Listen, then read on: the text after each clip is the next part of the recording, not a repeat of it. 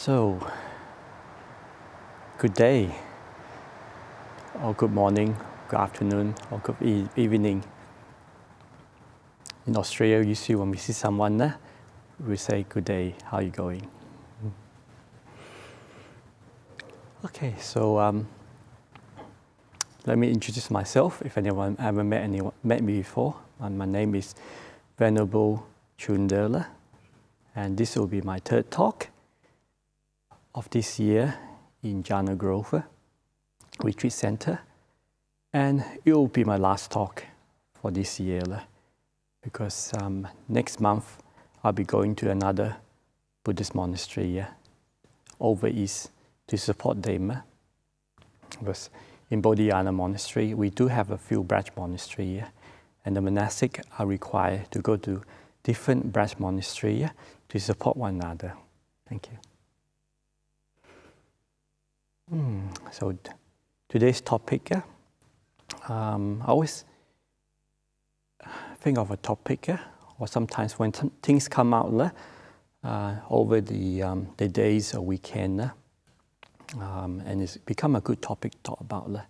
So today's topic, I'll talk about being restlessness at home, having a crazy mind, because myself and also Venerable Bhante Bodhidacha ran a retreat in the weekend, so I helped to conduct a retreat with Bhante Bodhidacha on the weekend. And one of the questions that came out quite frequently was, how do you deal with restlessness at home?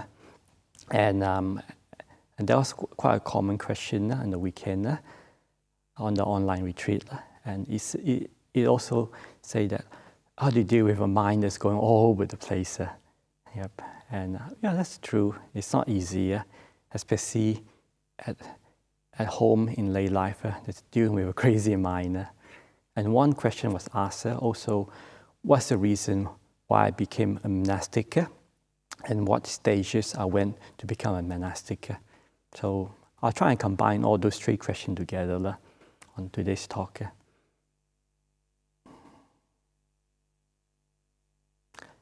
Okay, so I'll give a bit of a background on myself before I came to Bodhinyana Monastery.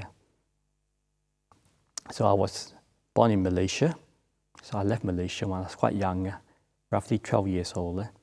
And I went to a place called Christmas Island because my parents was living there at the time, working up in the mines. So I grew up on Christmas Island, and I worked there for roughly 20 years. So I was basically a Christmas Islander, but I was born Malaysian. Now I moved to Australia roughly 20 years ago.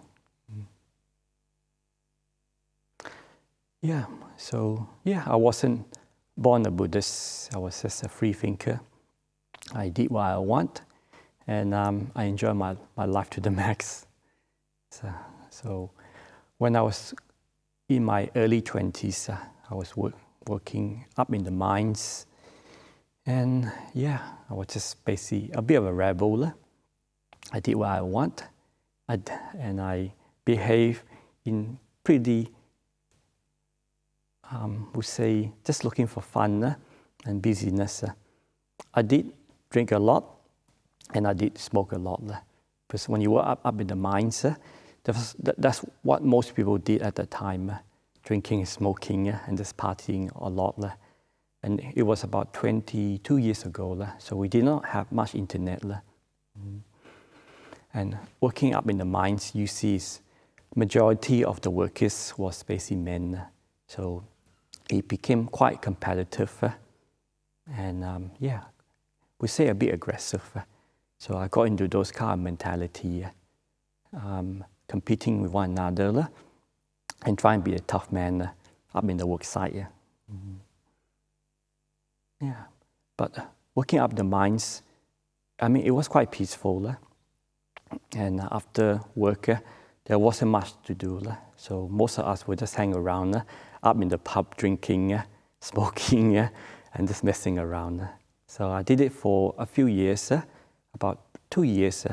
Then after a while, I got really sick and tired of it. And I was also getting a bit fed up, stuck up in the mines, not able to see my family, not having a lot of freedom to just be with my friends or go to other places, because at that time I was doing my apprenticeship up in the mines, so I was stuck there for 4 years. Yeah, so it's quite interesting. So that's where I started my Buddhist practice. So I did notice I was getting quite aggressive. I developed a bit of a temper.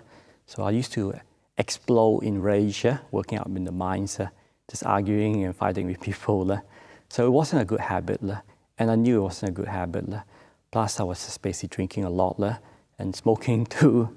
So it actually degraded my mind and my mental well-being. So things start to fall apart.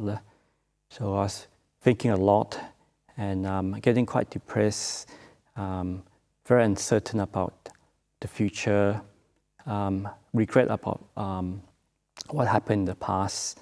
So I was thinking back and forward, the future and the past.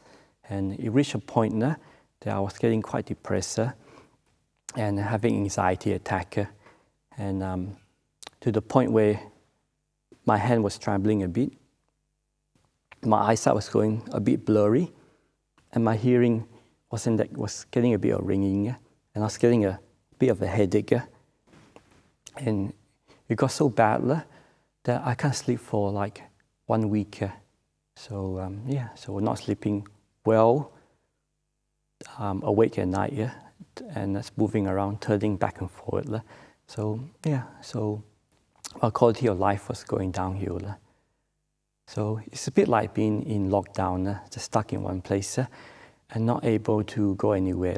Just go to work up in the mines and go back to the accommodation. And also at that time we don't have an internet. So I didn't get much contact with my family. But luckily I decided to maybe change my lifestyle and just do something different. So maybe I decided to do some spiritual practice. So I started looking around to do some spiritual practice. And Buddhism became quite attractive to me because when I first went to a Buddhist center to visit, because they are having a celebration, and I did notice that it felt very peaceful, and people were very happy and kind and quite generous and quite helpful. So I felt quite, relaxed in going to the Buddhist center up in the mines. Because up in the mines, we have the mine site and we have a town. The town, we have a mixture of different people and background. So one of the group was a Buddhist community there. So I went to the Buddhist center just to check out the celebration. So it was on Vesak Day. So I said, this is very nice. The whole place was quite nice. There's a lot of nice, kind people. So I decided to go in the library and borrow a book to read. So one of the books that I read was Good Question and Good Answer. So when I first read that book, he answered a lot of my questions, that life can be quite difficult. And the Buddha did talk about the Four Noble Truths, that life is suffering, and the cause of suffering because we want things that we can't get, and we don't want things that happens in life. And the one way to overcome our mental suffering is to understand suffering itself and to practice the Eightfold Path. So after reading that and reading the 5 precepts, I realized, wow, this is quite interesting. I really want to learn more about Buddhism and learn how to overcome my suffering. So I started to read more Buddhist books. One of the Buddhist books that I read was the Dhamma, and that really inspired me a lot. So the Buddha say that we are the heir of our karma, owner of our karma, and the mind is the forerunner of everything. So wherever we do, karma will follow us. If we do bad, then bad will arise. And if we do good, and good will arise. It's like the wheel of the ox wheel that turns. So karma is like a shadow that never leaves us. So wherever we go, there's always a shadow behind us. So that can be said with good and bad karma. So as I started learning more on Buddhist practice, one thing I learned was basically the most important thing is to be mindful, to bring awareness to what we're doing by body, speech, and also intention. And one way to overcome mental suffering was to practice compassion and loving kindness. So at that time, when I was still a lay person, before I was Buddhist, I was quite an angry person. So sometimes I will have fit of rage once in a while at work or at home. So I knew I did have an anger problem. And a lot of my friends, when they see me, they will say, "Oh, it's Mr. Grumpy again." So I was quite an angry and grumpy person when I was a lay person in my early 20s. So after reading about loving kindness and compassion, I say, okay, I decided maybe I need to do more compassion and loving kindness. So I practice loving kindness the time that I wake up, be happy that I'm alive, be happy whatever I do. So that also involves working in the workplace, doing a job, talking to to the customers, to people at work. So I will practice loving kindness and being friendly to everyone, and also respectful to everyone.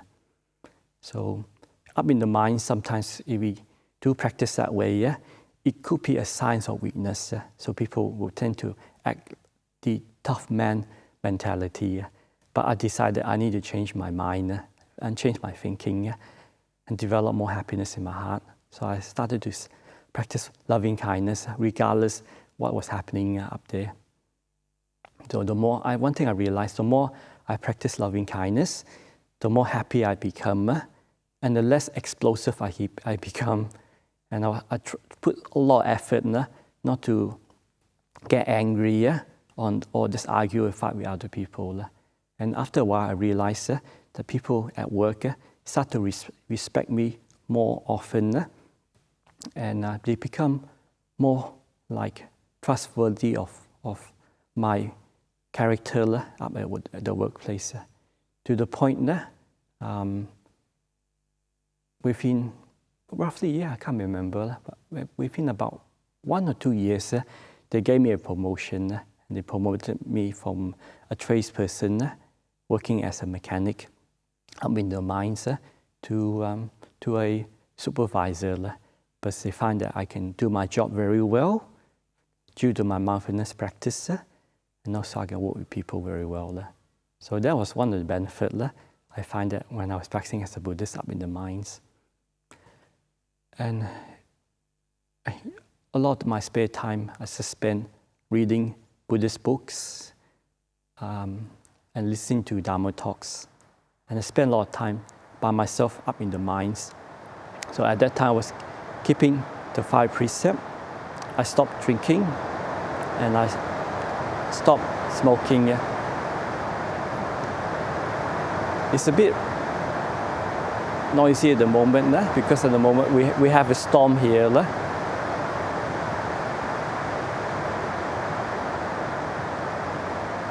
So the rain comes and goes. It's good to practice patience.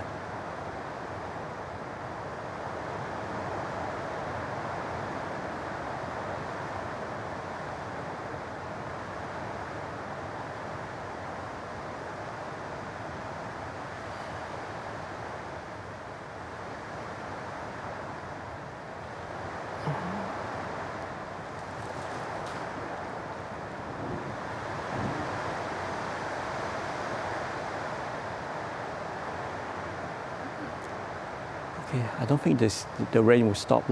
So maybe I'll just continue talking. and I'll speak a bit louder.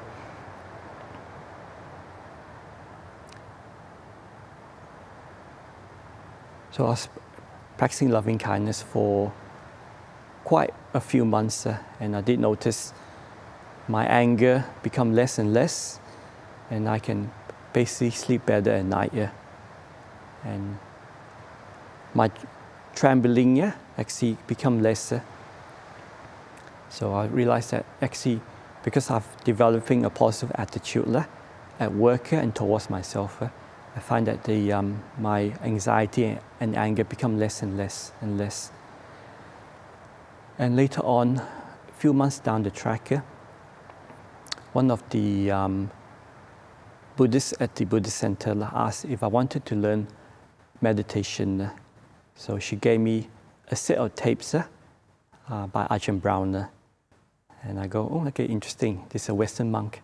So most of the talk would be in English instead of in Mandarin. So I started listening to a lot of Ajahn Brahm's teaching. And he taught a lot on guided meditation. So I listened to a lot of guided meditation, and I got a lot of good results when I was a layperson up in the mines, just practicing meditation. I remember the first time when I did listen to Ajahn Brahm's guided meditation, it was quite peaceful. It was a moment of calm and peacefulness that I got from the first time I listened to a guided meditation. It felt so peaceful, happy, and still inside my mind that I felt really free and happy. And I realized meditation could be very powerful to just overcoming the crazy mind. And the more that I find that I practice meditation up in the minds, the more calm, the more happier, and the more peaceful I became. And I did notice my headache went away, my shaking completely stopped. My eyesight improved, where it was quite sharp, wasn't blurry, and my hearing actually became perfect. And after a while, I noticed even my health improved so much because I used to get stressed and worry too much. It did affect my health. I used to get sick maybe every 2 or 3 months from fever or just being tired, too tired and exhausted. But after doing meditation, practicing loving kindness for a few months, I managed to turn my life around. So these days, up in the mines, I hardly get sick. Maybe I might get sick once a year, but I tend to overcome it quite quickly. Just having a positive mind and practicing meditation quite a lot. So after being a Buddhist for a year, during my holidays and my time off, I will come down to Perth to visit my parents and my family.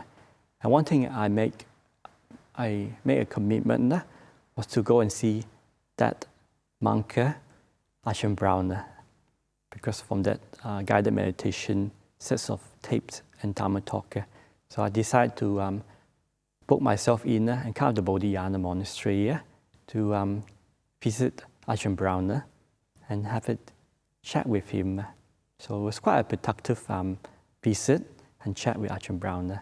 So after that, I decided, okay, I need to come more often and stay in the monastery at least once a year for 2 weeks to 1 month to try and deepen my practice and to basically experience the monastic life and practice. So that was about 22 or 21 years ago. I got so interested in the monastic practice and how the monks was practicing. I decided to ask my parents if I can ordain as a monastic and just give it a try. And I was 23 at the time. And my parents say, no, you cannot ordain. You're too young and you still owe them I still owe them because they put so much effort to raise me up, and they're not happy to see me just decide to throw my life away and go and join the monastery. So I said, okay, that's not a problem. So I will stay as a lay person and don't ordain for 10 years and help my parents to pay off the house. Yep. So I stay up at the continue working up in the mines for about 8 years until I took redundancy and got a package and moved down to Perth. Yep. But I do admit staying up in the mines, not hanging out with my friends that was messing around, keeping the 5 precepts, and practicing a lot of meditation and doing Buddhist study. It actually gave me a lot of happiness and joy because during those times of isolation or being alone by myself after work, I did a lot of study on Buddhist study, and I'll pretend that, okay, the Buddha did renounce before he became enlightened, and spend a lot of time by myself in the forest, practicing and striving to become enlightened. So I say, maybe I'll do the same thing too. I'll spend a lot of time by myself at home, up in the mines, or sometimes I'll just drive to the forest and just be alone and practice meditation and do more study. So I was just learning more on Buddhism. So after leaving the mines and coming back to Perth to work and to be with my family, I found that coming back to Perth was a lot more busier lifestyle, and there's more things to do, there's more entertainment, and the sense of peace and calmness become less and less in my mind because I was getting more and more busier, and really got caught up with the lifestyle living in Perth. And after a while, after 1 year, I partnered with my friends and my brother to start a business running a workshop in Perth. So the business ran for about 1.5 years. So in the beginning of all new business, either we do well or it will basically collapse because any new business within the first 2 years it may collapse.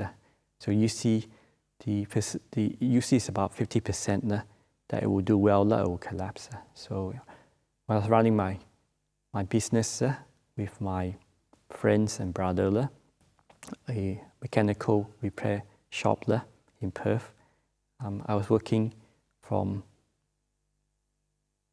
10 o'clock or 8 o'clock in the morning until late at night, just doing double shift. And I used to normally work up to 16 hours. But it was good because I practiced a lot of mindfulness while I was working, running my own business. But after 1 year, I was getting very tired from working long hours.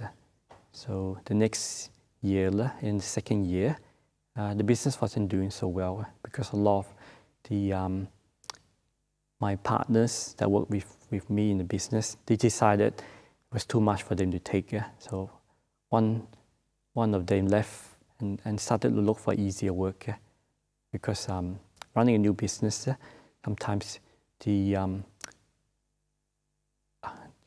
say when we generate the income, it wasn't that high because I think we were getting paid about $400 to $500 a week. So when you work for other businesses, you don't have to be a manager or a business owner. So being a business owner, if the business wasn't doing so well, you tend to cut down your own pay as much as possible to keep the business alive. So a lot of my partners found it was very difficult. So a few of them started to leave the business and started to look for other jobs with higher pay. So after 6 months, I decided things are not doing so well. So I decided to close the business down and pay off the debt. So I was working for another company, working in a factory to basically pay off my debt for the business. So while the factory while I was working in the factory, pay off my debt, I decided, okay, I will go and stay in the monastery for 2 weeks. So I stayed in the monastery for 2 weeks, and that was a great relief for me because I was a bit fed up with the business and a bit quite disappointed. But staying in the monastery for 2 weeks, when I was still a layperson, I managed to let go of a lot of my disappointment, and a lot of happiness and peace came back. And I realized that carrying on the disappointment was not healthy for my mind. So when I managed to let things go and realized that all the hard work that I did running the business did not went so well, and also some of the savings I got up in the mines went down with the business too. So I got a bit disappointed. But I realized everything in life is impermanent, and sometimes we have to let all this go. So I decided mentally just to let it go and let it pass and don't carry on in my heart too much. So the more I let it go, the more happier, the more free I became. I realized, wow, this is quite nice. So it's been 10 years already. Maybe I can ask my parents if I can ordain as a monastic. So I did ask my parents again after 10 years. And it's quite funny. My parents say, no, you can't ordain. I say, oh, why not? They say, you can't ordain. While they're still alive, you cannot ordain. I say, about another 10 years. And my parents made a mistake and told me, Kim, if even after another 10 years, while they are still alive, the answer is no. You cannot ordain until they pass away. And I stopped and think about it. I say, that's not fair. I waited for 10 years and asked, and they say no. They say another 10 years. And I think, okay. And I asked, okay, after 10 years, if I ask, will it be yes? And they say no, it will be no again. I got lucky, I asked the question. So I decided, okay, since my friends say no after 10 years, then I'll basically just go ahead and ordain as a monastic and decide not to be obedient to my parents. So I was a bit of a rebel. So lucky I decided to do that. Yeah. So come up to the monastery was quite interesting. It was a lot of hard work, working as an anagarika, as a trainee in the kitchen, driving, cooking, doing work assignment in the monastery. And at that time, the monastery was quite quiet. So a lot of the anagarikas left, and some of them ordained as a monastic or as a novice. So I was basically by myself in the kitchen, driving, cooking, and doing other different chores, roughly for about 6 months. So I was the only trainee there. Yeah, that was good. I was used to working very hard as a layperson. And one thing that helped me working very hard was able to be mindful on everything I do and watching my mind very carefully. So it's been, wow, how long? Yeah, it's been about 12 years since I joined the monastery and ordained. Yeah. And since I look back, I think being a monastic is a good lifestyle because you can have a lot of time to practice and a lot of reflection. And when difficult things happen, you can usually learn through wisdom to overcome it and let things go. And my health has been very good. So I do notice if I do get sick, I rest, I do more meditation, and usually the sickness tends to disappear, go away pretty quickly. one time I went to the India pilgrimage about 4 years ago. And some of the monks decided before they go on pilgrimage to take a lot of vaccine and injection so they won't get sick when they are on the India pilgrimage. So I decided, no, I'm not going to take any vaccine or medicine. So I just go up to the Buddhist holy site on the pilgrimage, and if I do get sick, so be it. So I did manage to get sick. I got diarrhea, a really bad headache, and quite sick. So I haven't got that sick for quite a long time. So while I was getting sick, in one of the places where the Buddha passed away to Parinibbana. So I said, well, this is a good place to get sick because this is where the Buddha got really sick and passed away to Parinibbana. So while I was lying down in my room, in my bed, I was going, well, if I do die, it'd be good. But I knew I wasn't that sick enough to die, but I felt I was dying. But as I gave a lot of kindness and compassion, and I have a positive thinking towards myself, one thing I realized, the sickness wasn't that bad. The more I developed peace and compassion towards myself, and the sickness went away pretty quick. So I was pretty healthy on that trip in India. As for my two monastic friends that was also on the trip with me, and also some nuns in Dhammasara too. Most of the people on the trip and the monastic too got quite sick. And when they came back from the India pilgrimage, they were still sick for like 2 weeks. And I was quite healthy. And I think I realized I always go back to my practice and learn to let go of the mental suffering and try and let this body rest as much as possible and try and let the body be and let it go as much as possible. That's the benefit of being a monastic.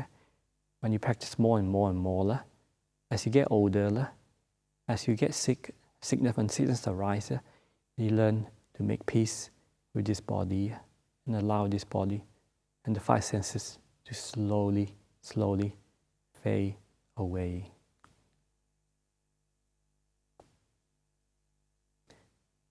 Being a monastic, one of our duties is to teach. So we do a lot of teaching. And one of the places that we teach is in the Armadale meditation group. And that is in Armadale, next to the Armadale Hospital Community Center. So that's the Armadale meditation group. And we do have a lot of patients that are recommended by the doctors to join the meditation. And some of them are quite sick, quite unwell. Some have really chronic and serious sickness like cancer.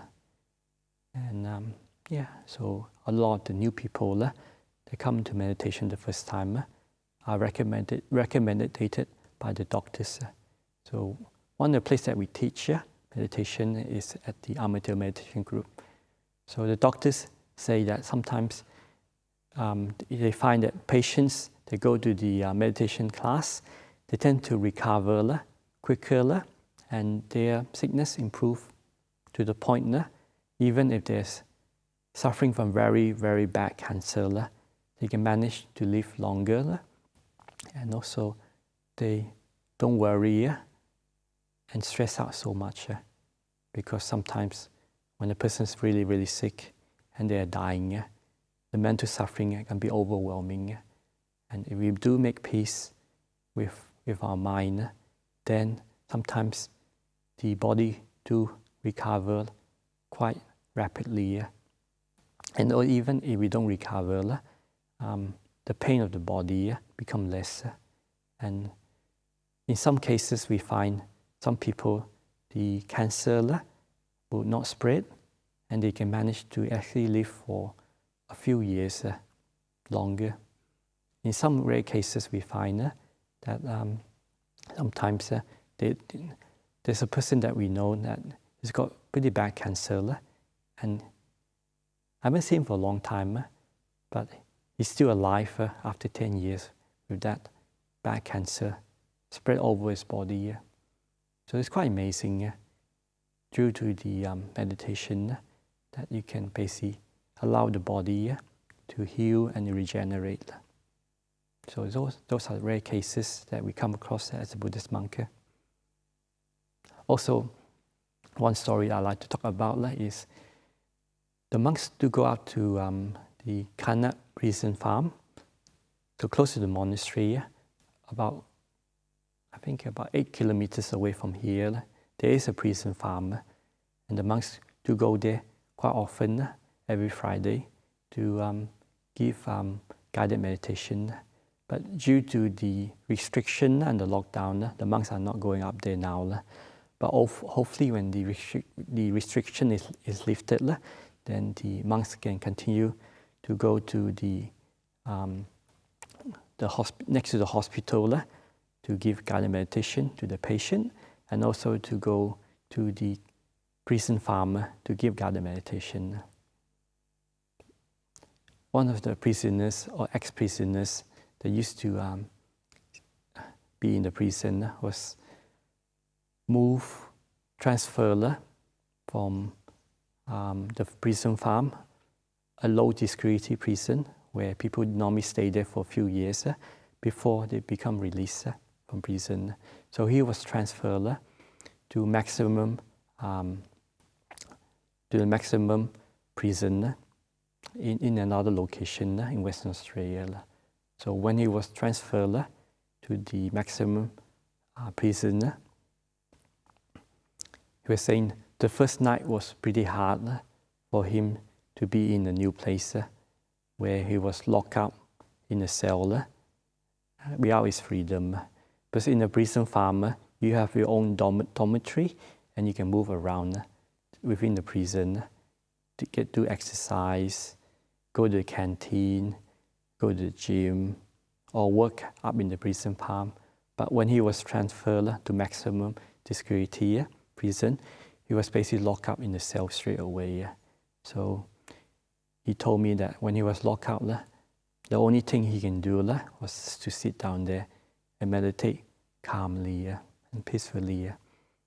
And he described that when he was in the maximum security prison, it's not the first time he'd been there before. So he was saying the person next door was his first time, and the guy was going completely crazy, screaming, shouting, and banging on the cell like an animal, just completely going nuts and crazy. And my friend was saying that he was just sitting down there, listening to the screaming and shouting and the banging in the prison next door. And all he can do was just maintain his mind from going crazy, just due to his meditation. Because he's been practicing meditation for many, many years, and also learning meditation up in the prison farm. So he said the only thing that kept his mind sane in lockdown isolation was his meditation. So that's a nice story that I like to share with people. So being being in prison in isolation is basically one of the most extreme experience a person can endure. It's not difficult. It could be very hard. Sometimes it's very difficult. When I was in Victoria, staying in Newbury Buddhist Monastery, one person drove about almost 2 hours from his home all the way to the monastery up in Newbury Buddhist Monastery. And he came in after lunch about 1 o'clock. And I saw him. I said, "Oh, we just finished our lunch." He came a bit too late. But he came over with his partner, and I could tell he was quite unsettled and quite disturbed. So I sat down and have a chat with him and found out what's going on. And he's been reading a lot of Buddhist books and got interested in Buddhism. And he checked online and found there was a monastery getting built and set up at Newbury. So the area that the monastery is established is in Victoria, Newbury. So that monastery, we call it Newbury Buddhist Monastery. So I was up there supporting one of my friends that was a senior monk and taking care of some of the work and teaching duties and being a part of a monastery and a community. Because in the new monastery, you see there is a lot of work. Because you see in the new monastery, when it's starting up, there's a lot of work and a small sangha. But once the monastery is built and established and run very well, then you get a lot of people coming in to stay in the monastery and to ordain. But in the beginning of any new monastery, it's not set up, so there's a lot of work and responsibility. So I was up there to support my monastic friend. So he was away in Singapore giving a teaching. So it was just me, but I was the only monk there. And this lay person came in after lunch and he wanted some help. And he asked me if I can give some guidance. And I asked, okay, what can I do? I can tell that he was quite disturbed. He was holding a lot of anger in his heart. So I asked him, what is happening and how can I help? And he said that he was in prison for a few years. And when he got out of prison, and he was carrying the anger and the hurt and the rage in his heart. And it was affecting his life, and also was affecting his life with his partner. Because sometimes he will explode in a fit of rage. Yep. So he's having a lot of anger. He's carrying a lot of things in his past within his heart. So I can't really talk to him too much or give him much advice. But I decided to give him one very simple advice. I say our mind is like a vessel of water. If we put a lot of salt into the vessel of water, after a while, the water will taste very salty. So the salty is the defilements of mind, anger, rage, discontent. So it's fine if the vessel of water is become very salty. Just like our mind, you can always dilute the saltiness of the water by always adding clean water in. The more we add clean water into that vessel, later on the saltiness of the water become less and less, then it won't become so salty. So water is like the mind. We add a lot of anger and rage by adding more salt into the water. It will taste very salty.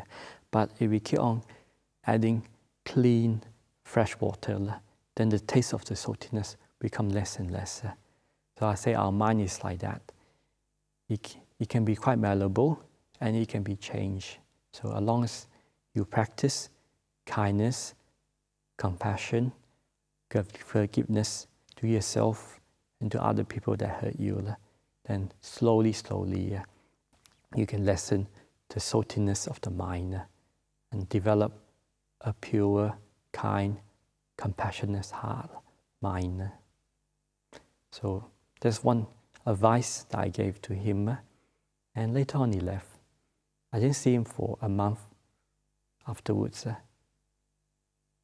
So after a month, he came back to the monastery a second time.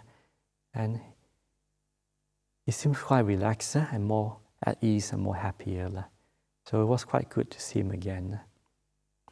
I never asked him what he did to got him in prison. Yep. Because you see, for Buddhist monk, our job is to help people if they are in difficult time or in difficult needs. So what's one thing good about being a monastic? We practice to deepen our practice. And what we learn and what we understand, we share with other people in their needs when they are in difficult times. So this series of talks that the monks are giving during this coronavirus pandemic is to help other people in their own practice and isolation. But I heard the restriction is getting less and less, and a lot of places are opening up again. So so I think before the Vasa start in 2 months' time, most of the Dhamma talks will wind down. So this will be my last talk for this week, or maybe even this year before I leave. So this is more of a Dhamma talk and some background on why I became a Buddhist monk. Okay, so it's time to finish.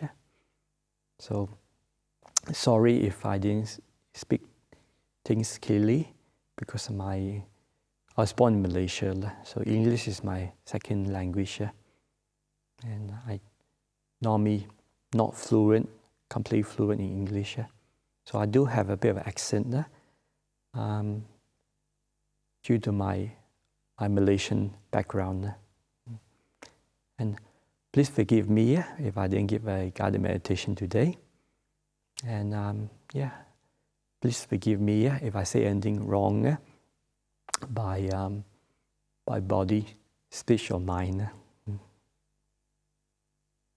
please take care and have a nice morning, afternoon, and evening. Okay, that's all. Thank you.